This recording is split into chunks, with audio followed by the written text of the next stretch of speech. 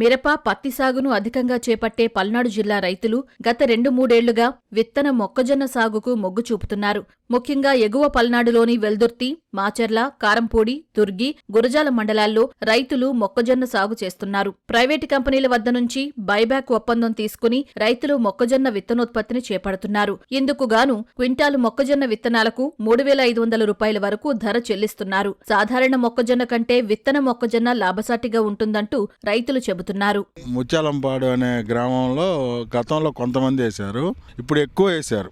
మిరప నష్టం వస్తుందని చెప్పి దీని మీద ఒక 20,000 రూపాయలు ముందుగా రైతుకి అందిస్తున్నారన్న ఉద్దేశంతో, ముందు కౌలన్న వెళ్తుందన్న ఉద్దేశంతో ఎక్కువ దీనివైపు మొగ్గు చూపారండి. కొంటారు 3,500 దాకా కొంటామని చెప్పారండి. మాకు పెట్టుబడి వాళ్ళు ఇచ్చిన 20,000 గొర్రెకి విత్తనాలు నాటడానికి వీటన్నిటి సరిపోద్ది. మందు కట్టలో ఇస్తామన్నారు, ఇచ్చారు ఒక దఫా. మళ్ళీ కలుపు మందు ఇచ్చారు, మరి గడ్డి మందు ఇచ్చారు. మరి మిగతా కోతకి వీటన్నిటికి పోను సుమారు 40 నుంచి 45,000 క్వింటాల వరకు దిగుబడి వస్తుంది అంటున్నారు సార్. ఆ విధంగా కనుక వస్తే కనుక సుమారు ఒక 70,000 రూపాయల దాకా ఒక ఎకరానికి మిగులుద్దని ఆశిస్తున్నాను. ఏటా ఖరీఫ్ సీజన్లో నాగార్జునసాగర్ జలాశయం నుంచి సాగునీరు ఆలస్యంగా రావడంతో వరి సాగుకు సమయం దాటిపోతుండేది. దీనికి తోడు గతంలో ఈ ప్రాంతంలో విరివిగా సాగయ్యే పత్తి, మిరప పంటలు ఇటీవల కాలంలో అనేక ఇబ్బందులను ఎదుర్కొంటున్నాయి. ఈ నేపథ్యంలో ప్రత్యామ్నాయంగా 3 ఏళ్ల కిందట మొక్కజొన్న పైరు ఇక్కడి రైతులకు పరిచయమైంది.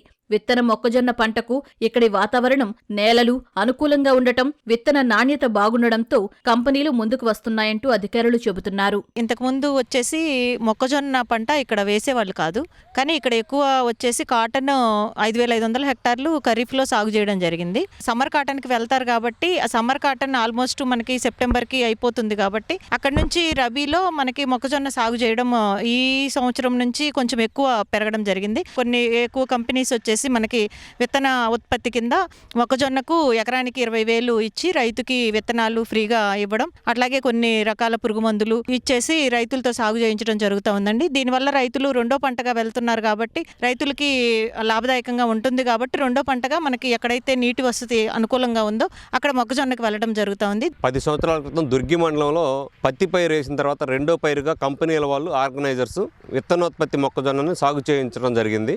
ఆ తర్వాత ఈ 2-3 సంవత్సరాల నుంచి రెంటచింతల, మాచెర్ల, గురజాల, వెల్దుర్తి ఈ మండలాల్లో కూడా కాస్త అలవాటు పడటం జరిగింది.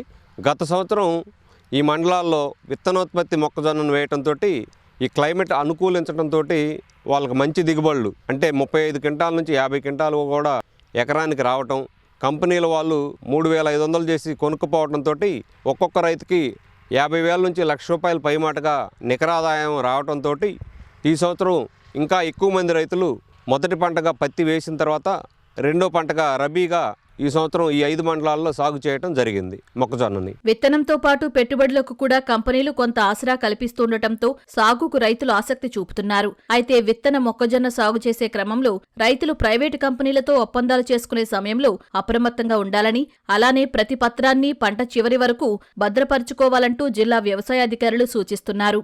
మాచర్ల, దుర్గి, కారంపూడి, పిడుగురాళ్ల, దాచేపల్లి ప్రాంతాల్లో ఏంటంటే మొక్కజొన్న సీడ్ ప్రొడక్షన్కి బాగా అనుకూలమైన ప్రాంతంగా కంపెనీ వాళ్ళందరూ కూడా రావడం జరిగింది. సుమారుగా మనకి 5 నుంచి 10,000 హెక్టార్ల వరకు మొక్కజొన్న సీడ్ ప్రొడక్షన్ కూడా జరుగుతుంది. మొక్కజొన్న సీడ్ ప్రొడక్షన్ అనేది ఇంతకుముందు ఎరెస్ట్వైల్ పశ్చిమ గోదావరి జిల్లాలో ఏలూరు దగ్గర ఉండే జంగారెడ్డిగూడెం, అలాగే కొయ్యలగూడెం ఆ ప్రాంతాల్లో, కామరవకోట, చింతలపూడి, అలాగే టీ నరసాపురం ఈ మండలాల్లో కొంచెం ఎక్కువగా ద్వారకా తిరుమల ఈ మండలాల్లో మొక్కజొన్న ఎక్కువ అవుతూ ఉండేది. గత సంవత్సరం నుంచి మనకి ఎక్కువగా కంపెనీ వాళ్ళు కూడా వచ్చి ఎక్కువ ప్రోత్సాహాలు ఇస్తున్నారు, ఇచ్చేసి రైతుల్ని మొక్కజొన్న సీడ్ వైపు కూడా మరలుతున్నారు. మన క్లైమాటిక్ కండిషన్స్ అనుకూలంగా ఉన్నాయి, అది మెయిన్.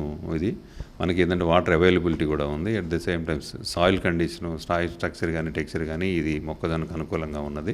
దానివల్ల ఏంటంటే కంపెనీ వాళ్ళు కూడా ఎక్కువగా దీని మీద ఫోకస్ చేసడం జరుగుతుంది.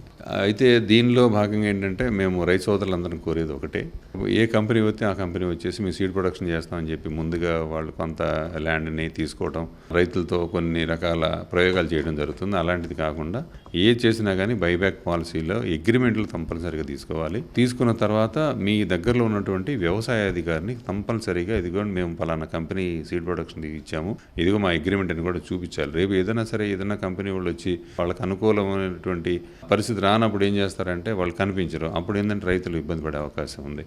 అదే కనుక ఈ యొక్క లింక్ ఏదైతే ఉన్నదో ఈ బాండ్లు కానీ ఏదైనా ఉంటే వ్యవసాయాధికారిని కలిస్తే ఆ వ్యవసాయాధికారి కూడా పరిశీలించిన తర్వాత ఎస్ ఇది పర్లేదు జెన్యున్ కంపెనీ అనుకుంటే రేపైన రోజున మనం క్లెయిమ్ చేయడానికి కూడా మనకు అవకాశం ఉంది. అట్లాగే గ్రామాల్లో ఉన్నటువంటి రైతు సేవా కేంద్రం సిబ్బంది ఎవరన్నా మీ దగ్గరకు వచ్చి క్రాప్ బుక్ చేసేటప్పుడు ఈ పంటలో మీ యొక్క వివరాలు నమోదు చేసేటప్పుడు అది కమర్షియల్గా అమ్ముకుంటారా లేదంటే సీడ్ ప్రొడక్షన్గా చేస్తారా అనేది కూడా మేము దానిలో డీటెయిల్ ఎంటర్ చేయడం జరుగుతుంది. ఆ సీడ్ ప్రొడక్షన్ చేసేటప్పుడు ఆ కంపెనీ పేరేంటి, ఆ వెరైటీ ఏంటి, దాని యొక్క డ్యూరేషన్, ఈ డీటెయిల్స్ అన్ని కూడా దానిలో ఎంటర్ చేయడం జరుగుతుంది. ఇదేంటంటే ఫ్యూచర్లో ఎప్పుడన్నా మనకి కంపెనీ వాళ్ళు కానీ వాళ్ళు మాది కాదు అని అనకుండా ఉండటం కోసం మన దగ్గర సేఫ్గా ఉండటం కోసం పెడుతున్నాము. విత్తన మొక్కజొన్న సాగు ఇక్కడి రైతులకు సానుకూలంగా ఉన్నప్పటికీ దీర్ఘకాలం కొనసాగాలంటే అధికారుల పర్యవేక్షణ తప్పనిసరిగా ఉండాలంటూ సాగుదారులు అభిప్రాయపడుతున్నారు.